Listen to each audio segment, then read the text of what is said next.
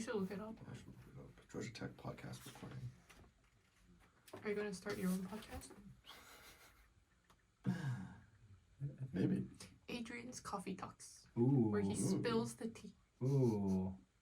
Oh, there's a recording space. Ooh. Oh, do it, girl. Go get it.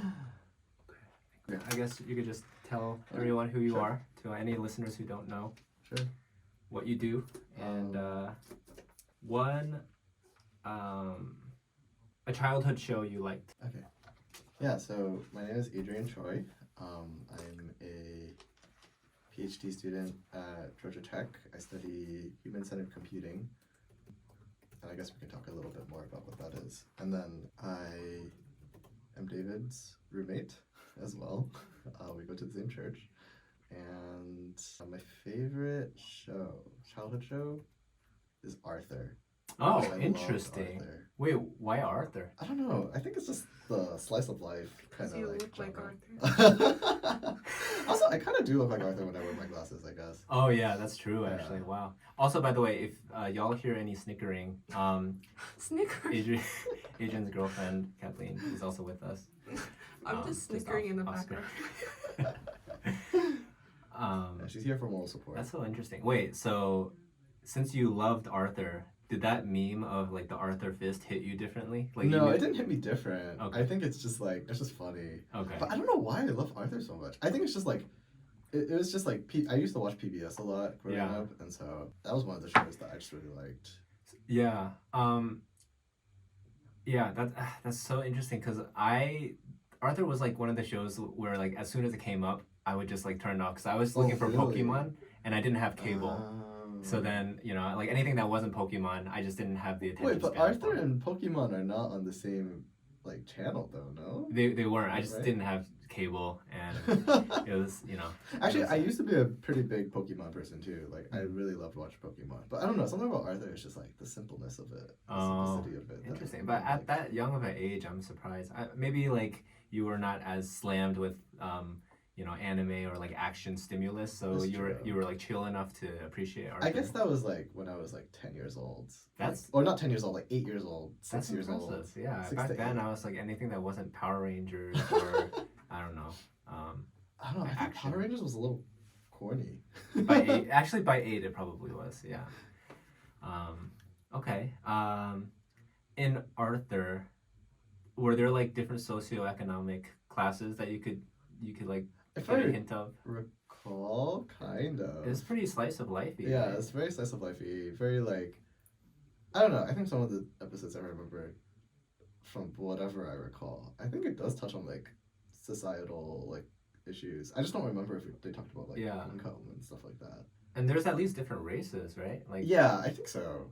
Yeah, I don't know if they talked. I think the more modern ones, if I like from maybe brief like clips that I see on YouTube sometimes, I don't know why it would randomly pop up.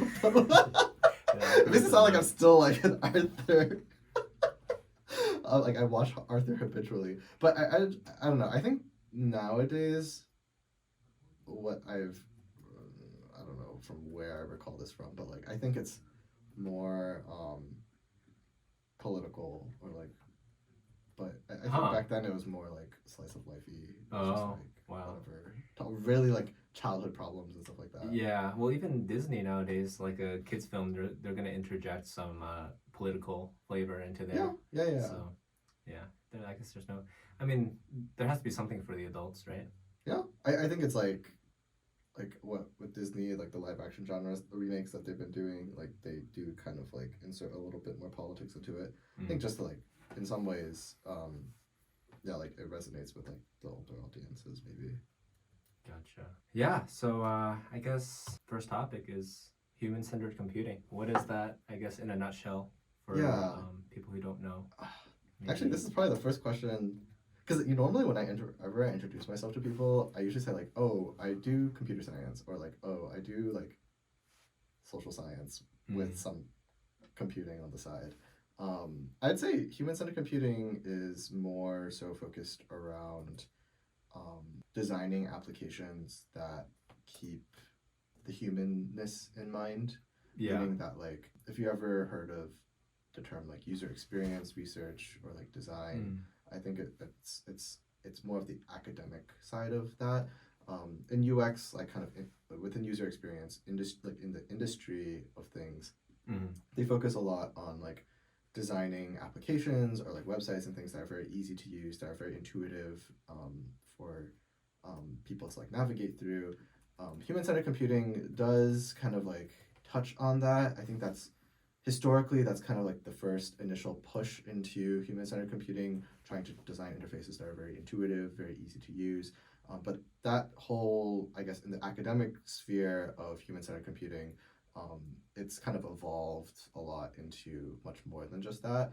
And so it's not just designing applications and things that are very intuitive and easy to use, or trying to figure out ways to make things more, to make things like, I guess, simplistic or like intuitive, but it's also like going into stuff like how do we design applications and tools that might help with broader societal issues like socioeconomic status and like, how do you maybe create applications that help build like social capital for low socioeconomic status individuals who might need social capital to help ascend the socioeconomic ladder. That's one kind of like narrow slice of research that human-centered computing might take on. But it definitely focuses a lot on like societal, political, like human type issues, and trying to see how technology might be incorporated to help alleviate some of those problems. But also I think a lot of people are very critical of technology within my field, so they're oftentimes talking about how does new technologies that get like implemented, how does that complicate or kind of create even more barriers to current social and political issues as well, or exacerbate existing like social and political problems. Yeah, that's a good point. Like I recently watched a Vsauce video about the illusion of time, and he was basically saying like nowadays a lot of the stuff that seems normal to us, for example, like the internet, we just see it as like a utility almost, just like gas and water at this point. Like any house should have internet, or at least we kind of assume that. And then when a house doesn't, it feels very weird and out of place. And just like a couple decades ago, that was not the case. And to those people, like life was still normal. There was still a lot going on socially, maybe even more richness socially. Like I remember before this era where where like almost all of our actions are like billable to some sense, right? Like you can just like at work you like send an email, that's like a discrete task. But back then, like, you know, people would get phone calls and all the time, and it wasn't like, maybe some people conceptualized it that way, but maybe a lot of people didn't see it as like, you know, task 1, task 2, task 3. I know like Meta is like almost everything you do, if you work there, it's like a billable task. And it's a way to kind of keep accountable, but it's also like a very new age way of seeing like your reality and seeing work. But yeah, just a couple decades ago, you know, we were very, I think, in the moment. We didn't really remember like every little detail of what we were doing, I guess. Maybe, or maybe not. But yeah, like this Vsauce video was just saying like, you know, it felt normal to people to not have a tool where you could just find answers right away. And life still felt engaging, and life, you know. And I guess I sometimes wonder, technology is a great tool, but I wonder what those things are that we're losing touch with from a couple decades ago, like the in-person experience, you know? Yeah, I think there's definitely something there in terms of like face-to-face interactions versus like, in academia we call it like computer-mediated communication. Actually, I was just working on a paper that was trying to understand how in-person interactions in this like after-school program that I work with like differs compared to, or similar compared to like computer-mediated communication, like online interactions like over Zoom. And I guess within the literature, they often talk a lot about like how when things are at a distance, or like when communication is at a distance, when you're interacting with someone at a distance, like online, and not necessarily face to face, you lose out on some of like these social cues that normally might be like communicated or transferred between like person to person. So if you can imagine, like not even just thinking about this like over Zoom, but like just thinking about it like face to face versus like text messaging, right? Like you lose out on like being able to see the individual, being able to like understand their like cues. You have more, you're more of your senses, I guess, are kind of engaged. But I mean, I think also, so that's like kind of one slice of the literature that oftentimes gets like discussed whenever we talk about like what's the difference between like face-to-face kind of engagement versus online engagement, and then when you mix it in with like how technology sometimes, like how a lot of people are consumed by technology, or like looking and scrolling through like social media and things like that, like you might lose out on some of like the more enriching engagement that you might find in face-to-face interactions. I mean, I also think, personally speaking, like I think because a lot of the way we communicate now is like transferred to online versus like face to face,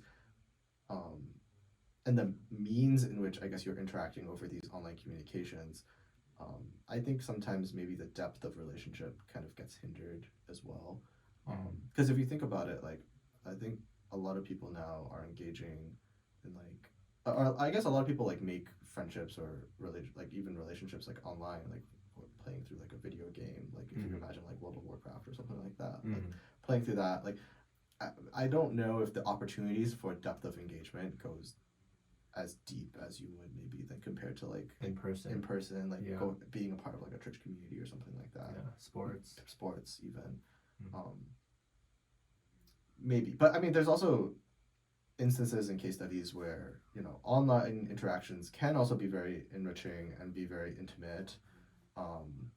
But I think there's something to do with like the anonymity of online that kind of like hinders people from maybe very engaging deeper, or like being there. It's, I mean, in some ways it's easier to like lie as well.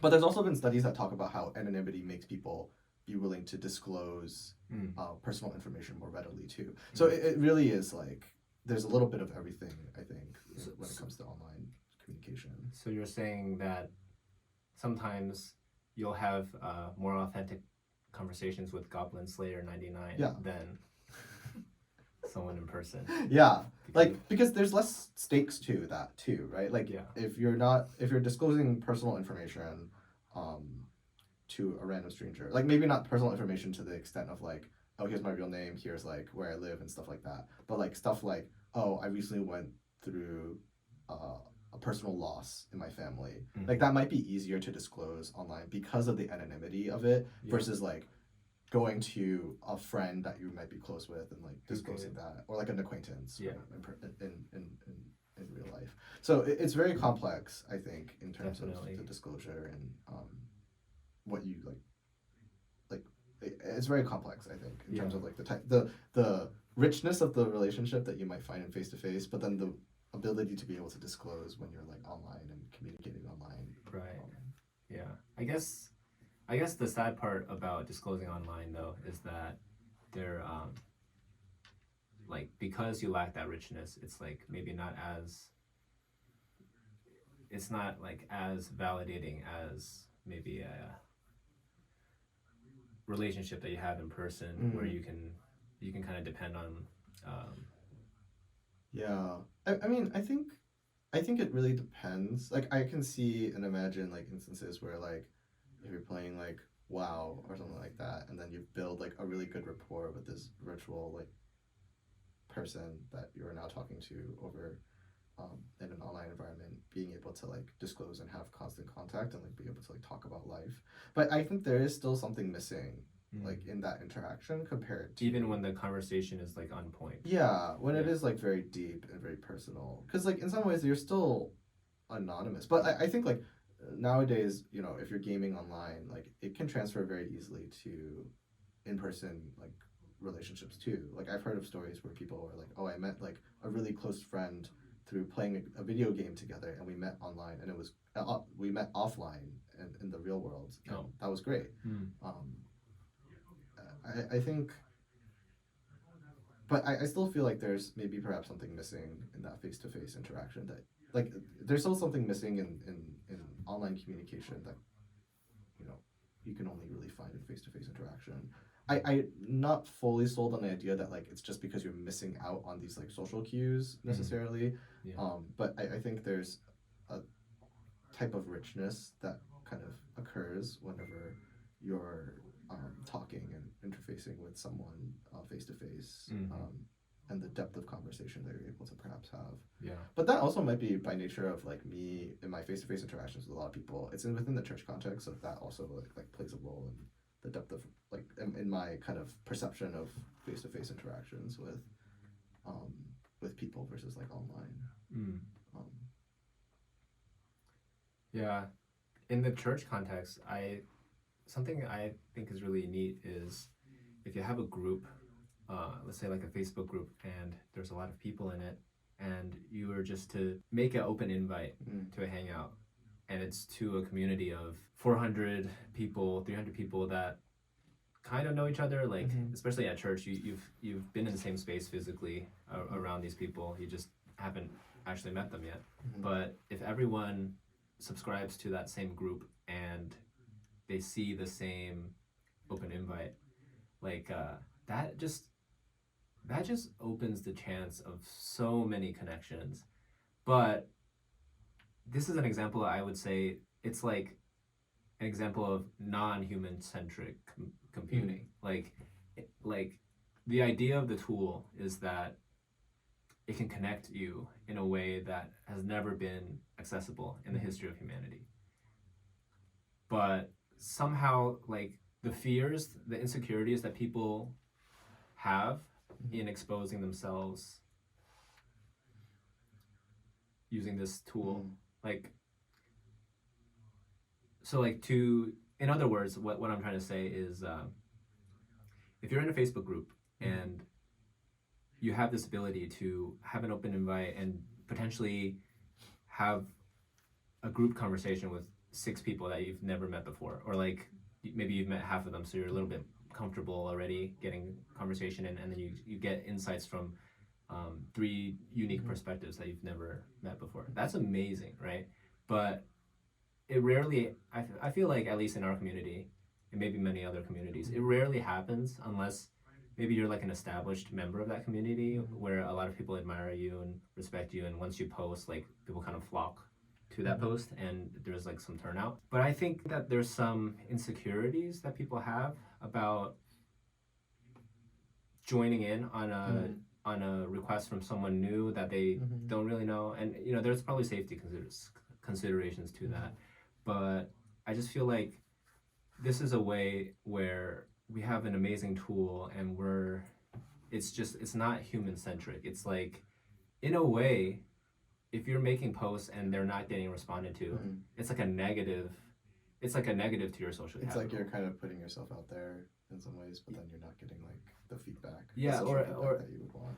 Not only neglect of social feedback, but the next time you're at church, people might be like, oh, there's that guy that posts and no one responds to it. Let's, like. But I mean, I think that's oftentimes like personal fears, right? It's more like a fear that this is what other people are thinking of me, but it's not necessarily true. I mean, like, for example, if you post something and you don't, and there's no social feedback, there's no response to that, like the next time I go to like church service, I'm not going to look at you and be like, oh, no one responded to you.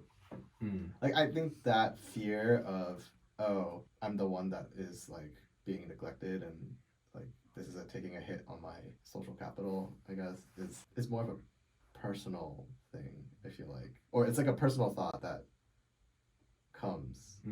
At least I think it comes out of like fear, or like perhaps partially insecurity as well. Not to say that you're insecure, but just as an example. Like, but would you say that those fears and insecurities are like rational? Because I feel like once I think it's very human. Okay.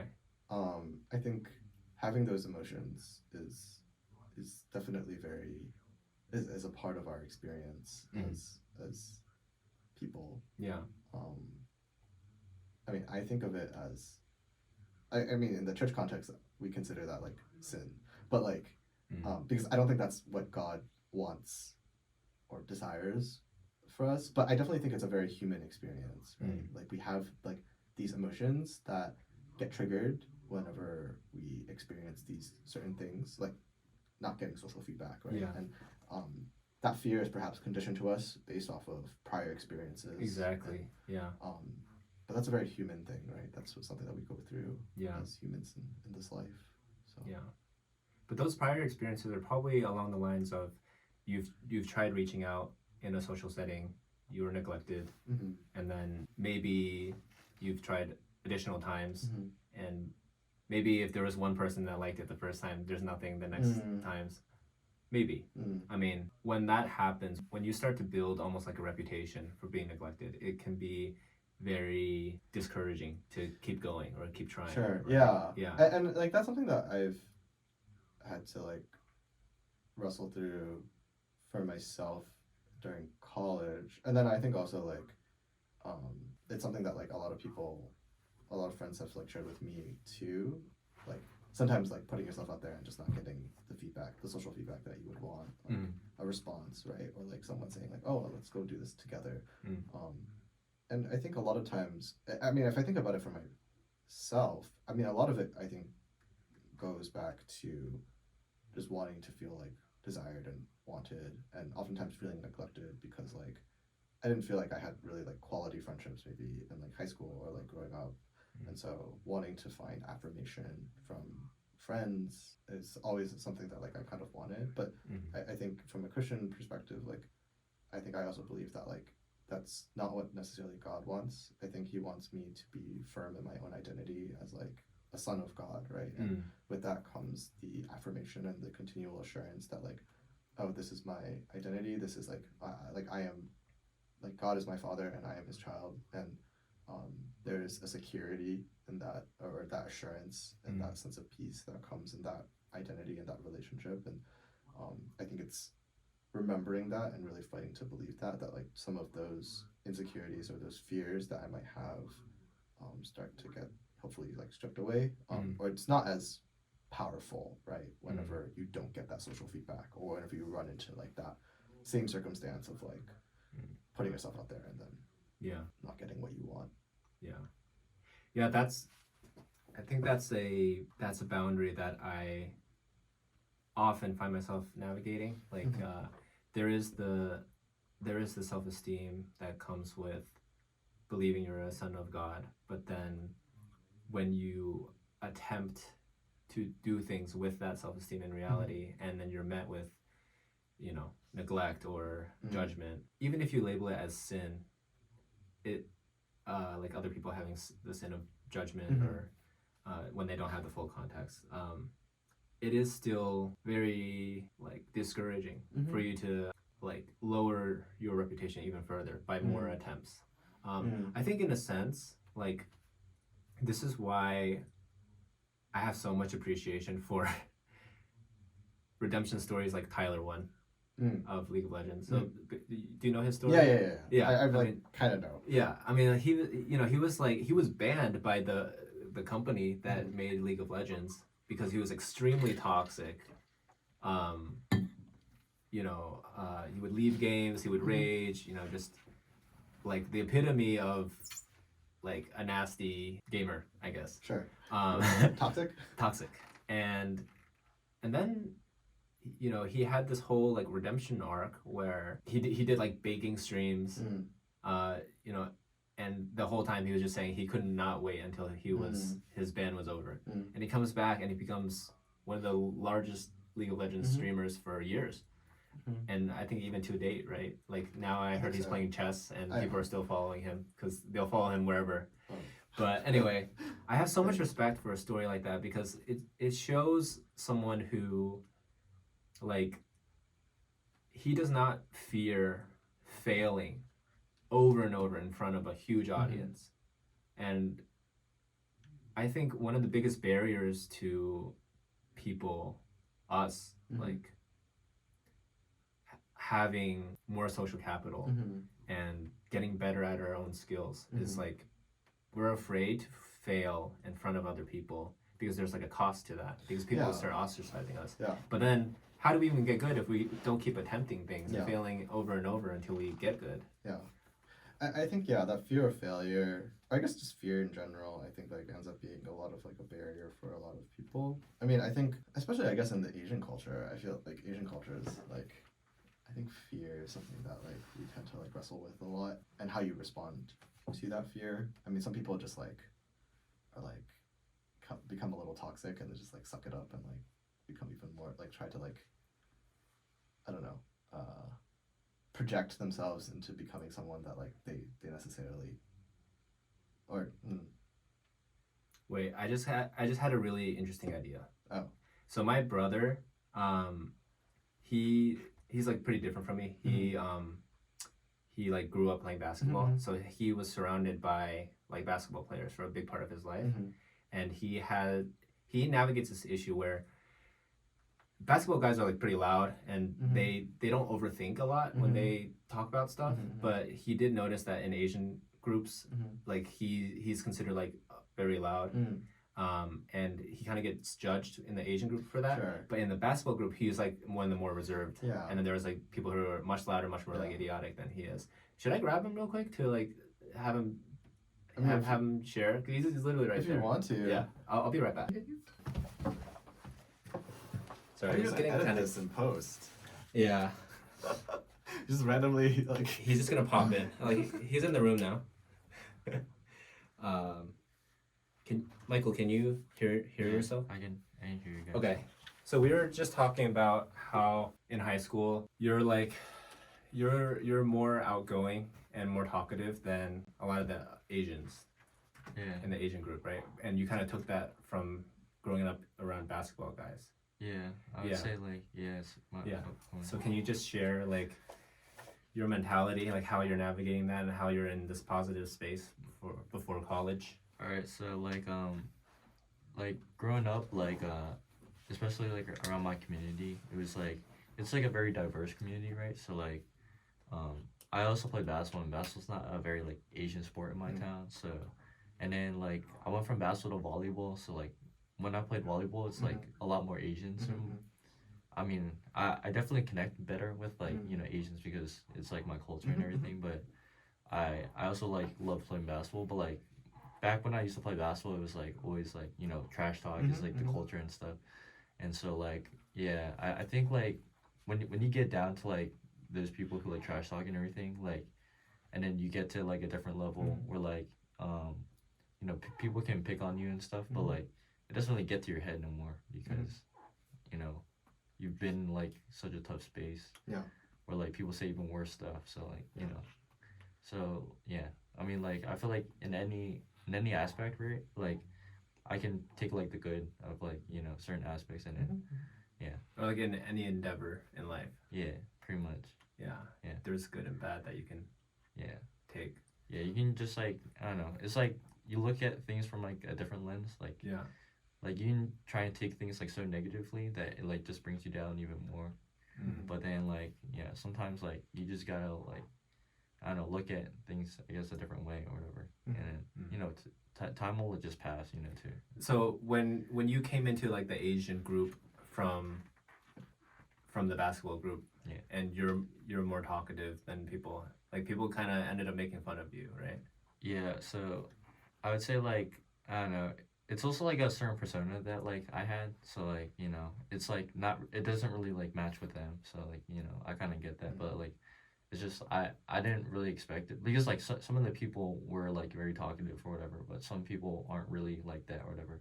But like there's always going to be like the clown in the group or whatever, and I think like I kind of just fell under that. But like it's just because like nobody was really like that person, so Do you find yourself putting on like another face or like another kind of like persona whenever you're interacting with people in volleyball versus people you interact with in basketball? Yeah, so definitely like I think it's like part of just growing up too. Sure. Yeah, so like I didn't really know the like volleyball kids before, so like I thought they were kind of just like like just like basketball kids or whatever, because like that's just all I just grew up with this kid, so I thought everybody was kind of like that. But I mean, at first it was like, people have different like first impressions. So mhm. I thought like I was getting different vibes, but then when you get to know everybody, everyone's like so different. So Mm. like, yeah. Yeah. Definitely like first impressions, it's difficult to like tell how people are because you kind of reinvent a different persona of what you are because you want to make good first impressions. But when you get to know people over time, yeah, Mm. I think things change. So We were also talking about Tyler One real Yeah. quick. yeah, How a lot of people will judge him when he's like bad. Like let's say he, he did that thing where he got challenger in every role. yeah, And there was a phase when he was new to the role and he was very bad at it. Mm. And people judged him, right? Yeah. Like you're an idiot. Why would you make that decision? Yeah. But he kept on trying in plain sight of everyone else, and he didn't really care about people's judgment. Yeah. And when he got good, people were really proud of him and stuff. Yeah. But do you ever feel like in like the Asian circle, when you are new to that circle and you're really talkative, they judge you and you're just stuck in that clown role, and it's harder to get out of that, or like you'll stop trying as Yeah, I much, mean, or- like, obviously I did stop trying, but, like, I mean, they were, like, my high school group, so I'm moving on to college now, so, I mean, I'm probably, like, moving on, like, I learned all these, like, things from high school, so, Yeah. like, college is, like, a great way to, like, meet new people, so, I'm just obviously gonna learn from this lesson, and, like, like, there's certain things you probably shouldn't, like, it's good to be outgoing, but, like, sometimes you can go over the top, and it's just not great, so, yeah, so I just think like you kind of have to identify like who like everyone is or whatever. Like if people really like your vibes or whatever, they're not gonna throw you under the bus type people. So yeah, I mean it's definitely some like good lessons that I learned in high school that I can carry on into the Yeah. future. We were also talking about how in the Facebook group where we can post like invites to come to a party or something like that, but we were saying if you post and your post isn't very popular and you keep trying, you can kind of like lose clout. What's your opinion on that? Like, do you think it's just the person who's posting, they have some insecurities or some fears, or there's something else that needs to happen? I mean, me personally, like about clout and stuff, like I don't judge anybody and then like judge like how people like perceive me, but like not deeply, you know what I'm saying? But I don't know, I guess it just depends on the person you are, you know what I'm saying? So Yeah. like some people are very picky on like how people judge them and stuff, and like there's people who post a lot on social media, and then there's like more quieter people. So I guess it just depends on the person you are. Because me personally, like I post things that are like big events in my life or whatever on social media, and then I don't even really like look at posts like a lot. I don't know. It just depends, I guess. Okay. Well, thanks for sharing, Michael. Did you ever introduce him? I might just add something in. Oh, Yeah. Thanks for coming. Yeah. Thanks. We needed the inside perspective. So, did his experiences kind of agree with, like, Yeah, I think so. what we thought about? I think like from the academic side of things, I think a lot of human behavior is conditioned by like social and cultural norms. So like just like as you're conditioned, to conditioned to interact a certain way in, for example, like a basketball team, like in that specific environment, in that context, that might not, the way you interact and behave might not transfer over easily to how you interact in like a different context like volleyball, right? And so I think that's where like social and cultural norms kind of clash. And from an academic standpoint, there's actually there's this sociologist, yeah, by the name of Goffman, or his last name is Goffman, I forgot his first name, but he talks about this issue, he talks about how social behaviors, it can be kind of analogized to like a theater in some sense, where you have a front and you have a back. So your back is kind of like your true self almost, and then your front is kind of the Irving Goffman. Okay. Sorry, is the name, I believe. And yeah, he says he talks about this, like he analogizes, human human behavior, where there's a back where it's like your true self, and then there's a front where it's like your the face that you put onto your audience. So like how Asian cultures, like they oftentimes talk about like this idea of like saving face, or like honor and stuff like that. That kind of like plays in some ways, or interacts a little bit with this idea of a front stage, where the front is the outward behaviors that you kind of put in front of yourself towards your audience, and the front might change depending on your audience, right? So like if you have a audience where you are you have an audience full of basketball players, you might interact a certain way, you might trash talk more. But if you have an audience who is like volleyball players, maybe more Asians, like you might act a certain way. And so like there's sometimes though like tension where your front doesn't necessarily match with your audience, and so you kind of have to adapt and you have to make changes from the back. But you have to, right? Or you don't have to, but then you fall into these like social gaffes, right? Or like these social hiccups that kind of happen where the norms don't match with your behavior, and so it's like kind of like adapt or die kind of situation. Right, exactly. I mean, you can, but there are instances also as well. I think where it's like perhaps your behaviors have enough influence where you can actually make changes to the culture while staying different true to yourself, or true to that front, right? Right, exactly. Yeah. That, I mean, I kind of just imagine like in a group, if everyone could kind of stay true to their talents, it would be a very strange looking group, but I feel like that group would have a lot more potential than a group where everyone is forced to obey the same like social norm, kind of like the nails that stick out get hammered down. Those groups become a lot more homogenous, right? Like you're afraid to like maybe there are some unique perspectives that you bring, but you're afraid to even share it because that'll make you stand out from the group. Yeah, I do think that like down. there are instances where social norms, if the social norm is not conducive for bringing in, or it's not welcoming for people to bring in new ideas, then yeah, I can certainly see like creativity being like stymied, or like being like stopped or prevented from happening. But like it really depends on the culture that you set, right? Like I think regardless of whatever group you find yourself in, there's always going to be a social norm, because by nature of just collectively being together, there are certain standards and like norms that are kind of implicitly set. There's certain culture that is set, types of behaviors that are allowed or not allowed, right? Some may be more explicit than others. I can imagine like church community having perhaps explicit set of social norms that like you should probably abide by. But then at the same time, there's also probably implicit norms that like maybe are not as explicitly set, that are unique maybe to that specific church, that might not be some the case churches for another that church. believe in.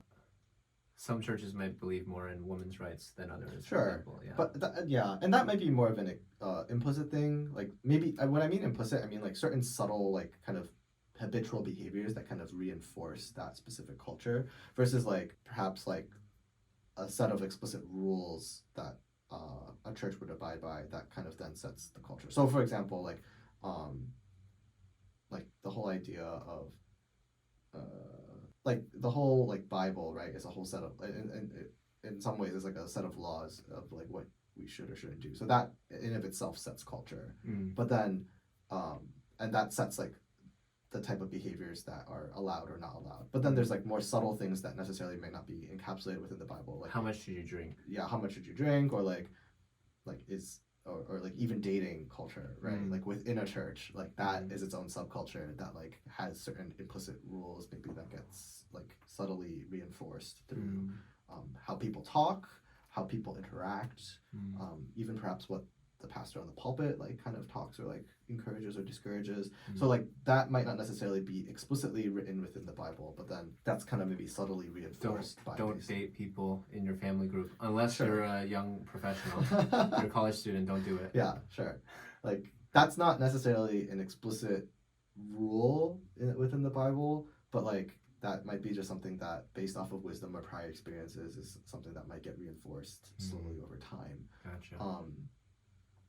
And so yeah, like of course, you can, you know, try to act a certain way that conflicts with that norm or that behavior, but you're going to have a very difficult time. And so sometimes it's very much easier to just conform, right?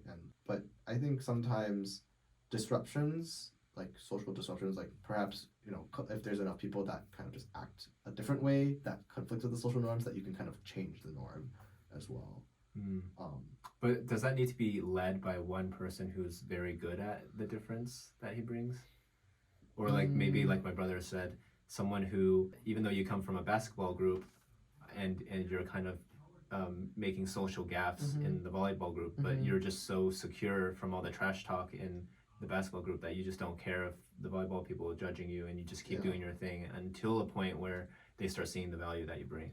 I think it is much harder for a single person to make change. I think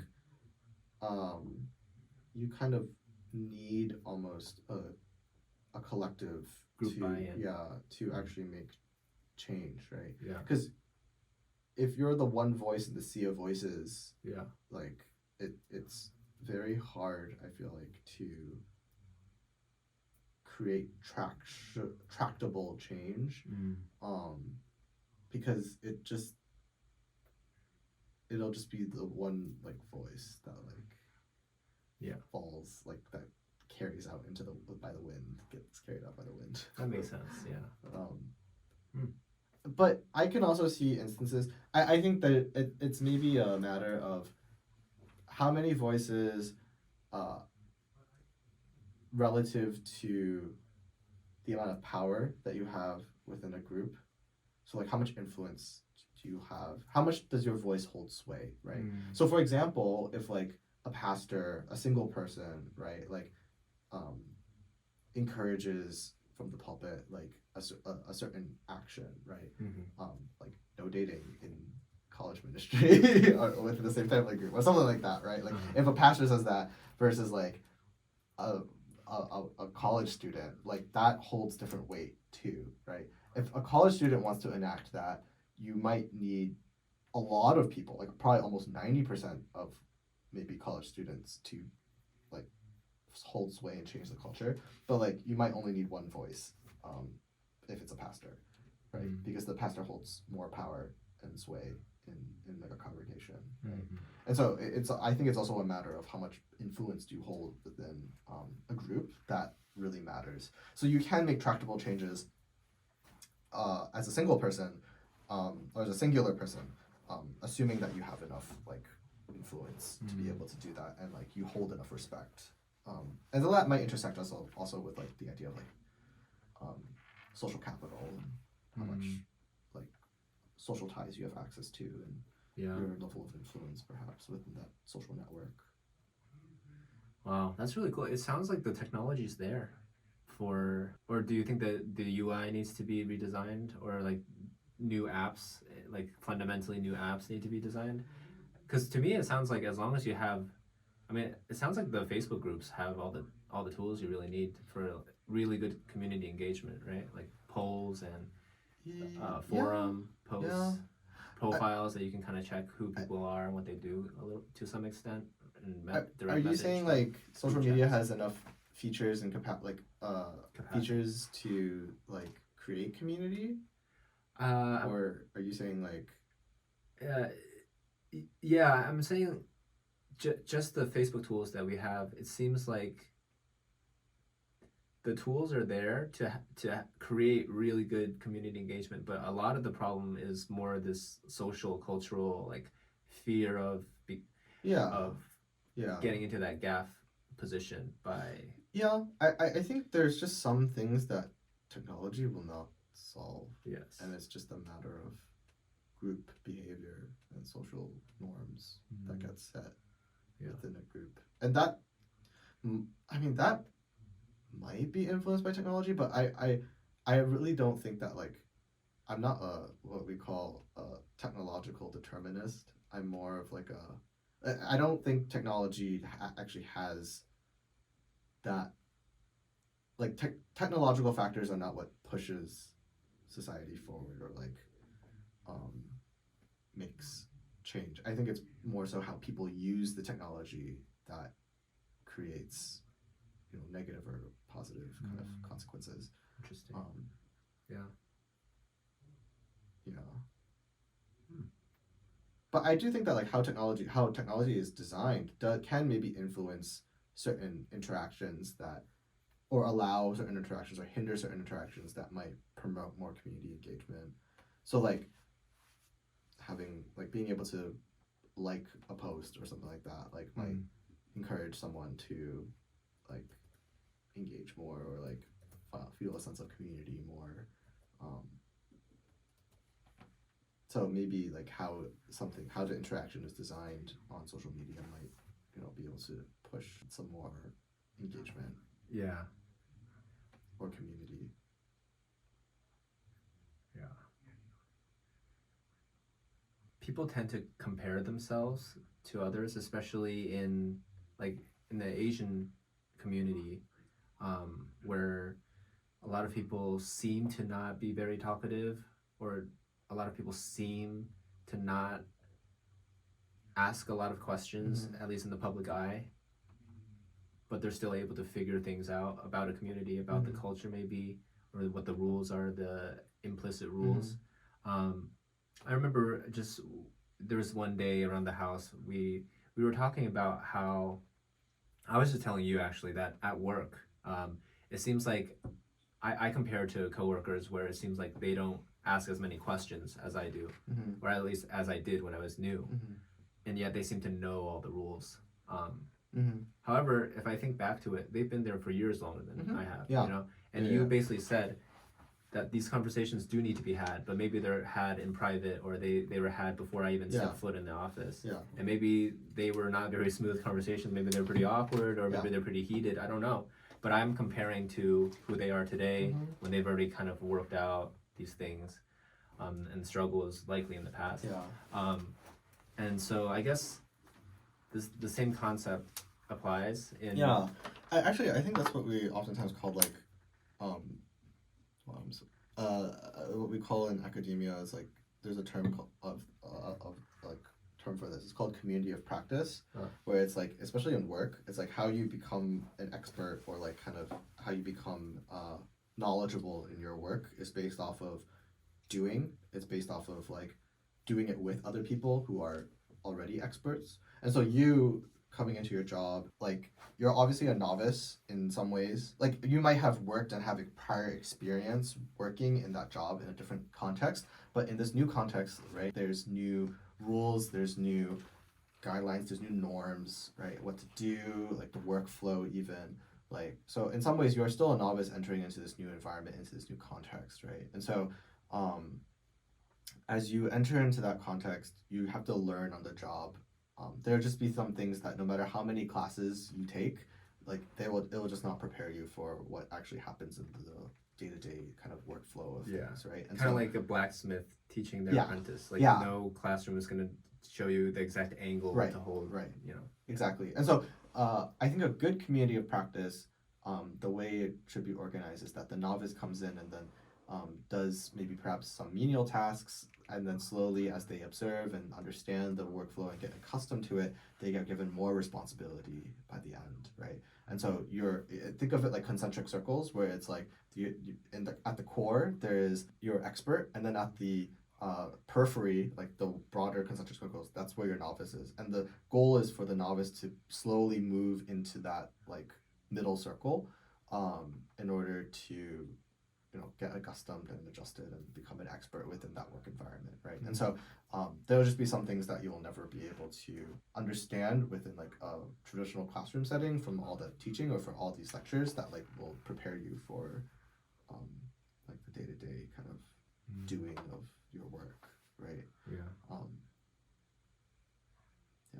I guess sometimes I'm personally a little scared in all contexts, work, personal life, like our community. As I move from novice to expert, I don't know what the unintended other responsibilities are.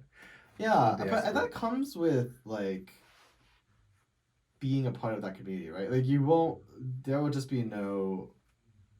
There's no explicit rule set that gets written up or a specific set of guidelines of like, oh, this is what you should be expected to like be able to do.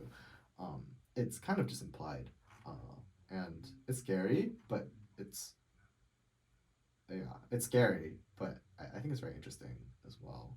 And I think consistently that's how a lot of communities are kind of like successful communities are kind of set up, where you have, that periphery, but then slowly over time through practice, you kind of become knowledgeable, and then as you kind of enter deeper into that circle, you start training other people who are on the periphery as well. That's a powerful idea. I think that schematic kind of applies to many endeavors Yeah. of life. Yeah. I think whether it's a church setting, whether it's a work setting, like in almost every kind of like goal or task that is involved with that community, like you can probably apply that principle. Yeah. Um, And just or that concept. yeah, if you are on the periphery and you're very motivated and passionate to get more involved towards the center, but if you do it in too like too fast of a rate where you're kind of like knocking into things, I guess there's a cost that comes to that, right? Like maybe making mistakes. people will block you from getting towards the center because they don't trust you as much. Like, well, actually, I think if anything, I think the expert should be good at trying to expose the novice with a right amount of responsibility, but then also challenging them to actually like with tasks and things like that as well. I think with the expectation that the novice might very well fail. Yeah. But I think failure is a good way to learn, right? I think we were just kind of touching on that earlier too. Like, I think it's meant to be a learning moment, right? Yeah. And I think through that, like you now know what to not to do next time, right? Or what to do better. I think in my life, I've developed this approach where I'm on the periphery and I'm working towards the center. And when I was younger, I heard the Facebook or Meta philosophy of like move fast and break things. And unfortunately, in healthcare, that's not the best approach because I mean, I don't think move fast and break things in the tech culture is a good norm as well. Oh, okay. I don't really believe. I don't really think that's good. Gotcha. Yeah, I mean, I've also heard, what's his name? The real estate guy, 10X, I forget his name. Grant Cardone. His whole thing is like, I move very quick. I make like a lot of mistakes, but the thing is, I believe in my ability to very quickly fix the mistake. I mean, debatable. He has a lot of money, so he can kind of just pay other people to fix his mistake at this point. But, I guess I'm scared to I think a lot of people when they're new to any group that they're passionate about, there is this strong drive to get more involved, get towards the center, get more responsibilities, get good, train other people, be more involved, have more social capital, etc. But the process moving into there, I guess it can be kind of frustrating because sometimes there are specific things that you do want to ask or you do want to like get good at, but we just fear like the consequences of it. We'll asking this question. Maybe you ask a question to someone who's more senior than you, and you expose one of their insecurities, and then now they've kind of been exposed, and they'll like not want to. It's like drama. Yeah, it creates drama, or they Tension, don't. There's the awkwardness or tension of politics, and then they might block you off from other opportunities that they are capable of arming. Yeah, which I think is. I mean, I think somewhat of an unhealthy work culture. I also think that like there are then some personal things that this person probably would need to sort through because I don't know. I think like I guess maybe the example like a more concrete example is like maybe if you like ask them a question and it kind of exposes them like this your manager or your boss to like it actually somehow highlights their failure to do something, right? Or an area of their weakness. Yeah, like I think, what's that saying? Like, someone who's like really smart or intellectual is not someone who like knows everything, but like asks like questions what they don't know, Mm. or something like that. I forget. Yeah. Um, Or like if you're willing to ask the stupid question Yeah. in the room that everyone is thinking, but no one's Yeah. no one has the courage to ask. Yeah. That kind of makes you the smartest person. yeah, or like not maybe not smartest or intellectual, but like, or maybe yeah, the mark of a good intellectual is like someone who's willing to ask questions and constantly ask questions, like, Mm. or say I don't know even, Mhm. and I think. Yeah, because your self-esteem shouldn't be founded on that one point of time when you don't know. If you can Mhm, ask the mhm. question, time has moved a second forward, and now you Yeah. know. If you find the answer, now you know, and you're not. Yeah, I think like that's something on an interpersonal level, like between you and the manager, that like the manager would need to like sort through. As Yeah, well. unfortunately, I think the responsibility does fall on the higher level person. Yeah. Because I've been in cases where I've had to train students, Mm-hmm. and if they ask me questions that I'm comfortable with, I can explain it to them in like 10 different ways. Uh-huh. It doesn't tax me that much. Sure. I mean, unless I have my own like workload Sure. that's like I'm neglecting. But like there is no harm in the question itself. Yeah. And and as long as it's not exposing like an area of weakness of mine where I have an insecurity about it, there shouldn't be much of a cost of just someone asking questions like innocently, Sure. trying to gain knowledge. Obviously, if they're trying to like undermine you with the questions, you can kind of tell too. Sure. The angle that it's Yeah. coming from, or Yeah. like, but I guess that's a good reminder. Like for me, when I'm asking questions, if the person genuinely is a master or like a good mentor, like Mhm. there shouldn't be that fear dimension Mhm. of like, are they gonna deprive me of Mm-hmm. opportunities if Mhm. I expose a weakness, kind of a Mhm. deal. Yeah, so it's a good thing to think about. Yeah. Have to be mindful who we make our mentors. Yeah, I think a good mentor should know, how to guide a mentee well, and be willing to also learn in the process of mentoring. Toxic work cultures defined as places where people are afraid to ask questions and Yeah. get better because of like some kind of repercussion, Yeah. some kind of punishment. And I guess it's just a good reminder to choose mentors wisely and to Mhm. be very like critical what your environment really is like, whether it's stagnant or whether there is like opportunity for growth. But now we're kind of short on time, so I guess in conclusion, what kind of food are you craving? Because we're in Atlanta, and Well, Kathleen really likes Korean food, so we might just eat something Korean. Well, how'd you know? I I found know a her too Korean well. place too. ooh, I know her too well. Yeah, so we'll probably eat Korean food for lunch. Okay. I'm pretty hungry actually. Oh, see. I feel like we didn't actually talk about technology all that much. We just talked about social science. so You guys talked about Arthur. And WoW. some video Yeah. games. Video games. How much of your specialty is like actually Technology? versus the cultures that interface with it? A little bit. I think I'm starting to touch on it more. I think I mean I do social media. I say I do social media research. And a lot of the things I've been like very interested in is like how do kids learn and interact with like social and political content that they see online, on like what effect does that have on their learning, or what how does that correlate to like their learning, and what they perceive and understand. And so I think one thing that I've been kind of interested in is like this idea of I guess to put it in short, like how do youth become critically aware of these social and political issues? Like how how do they develop like kind of critical reflection and like capacity to kind of understand broader like systemic issues based on the content that they see on social media. Yeah. And so But that sounds like cultural, right? It's not. it mostly is. tech, I think part of it is culture, but I mean the medium in which I think it's being carried out and what I'm trying to understand is through technical. social media. Oh, So like yeah.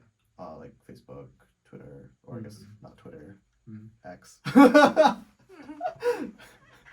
It's called X now. It's called X I now. thought just the logo gosh. changed. I think they're rebranding it to X Oh. completely. Okay. It's Okay. kind of dumb. Rest But in peace, Twitter. Is it because of threads? it's partially because of threads. I also hear it's the business decision is to try to make Twitter into a. Do you know like Weibo in China? Like it's kind of like an all-in-one platform for like everything. So Okay. I think the business move is trying to get it to become kind of like a Chinese Weibo. But there's a lot of reasons why Weibo can kind of exist in China, but not, I don't think, in the U.S. Censorship. Censorship, I think a lot of like Government monopolization and market share for Weibo and being kind of backed, I guess, by the CCP. Yeah. Like there's a lot of kind of social factors and influences that allow the technology to exist to what it is. But like I don't think it actually. It's not like because X or Twitter, formerly known as Twitter, is like because it's built in an environment and a culture where there's certain policies and laws that are like very different from China. Like it just I don't think can probably exist in that same capacity or same way. I mean Elon Musk can try as much as he wants, but I just don't think it's gonna work. I think you see like a very similar move by like Meta with like trying to create an application or trying to invest so much money into the metaverse, but it kind of like not taking off and like trying to like create a whole ecosystem of stuff with like Facebook, Instagram, WhatsApp, but like in the same way it's like Facebook does not have the it's not monopolizing all of the social media ecosystem as try as they might like I don't think it'll work the same way. Just government power is just so different. I think it's also like the norms of it could be also social norms and technological adaptations social adaptations by like people in general. Like I think the technology uptake maybe is just not as